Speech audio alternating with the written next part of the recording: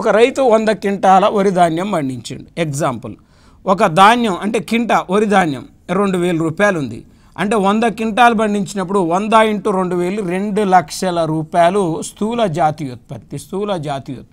చూడండి, మరి 2 లక్షల రూపాయలు స్థూల జాతీయోత్పత్తి అయితే ఇప్పుడు ఇందులో విత్తనాల ఖర్చు, ఎరువుల ఖర్చు, మనం పురుగుల మందుల ఖర్చు, మరి యంత్రాల ఖర్చు, యంత్ర పరికరాల ఖర్చు ఒక 50,000 తీసేద్దాం. తరుగుదల 50,000 తీసేద్దాం.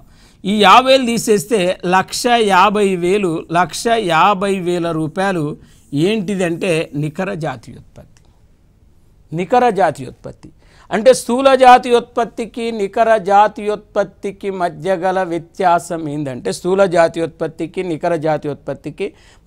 వ్యత్యాసం ఏంటంటే తరుగుదల అంటున్నాం. ఇప్పుడు ఈ ఎన్ఎన్పికి డి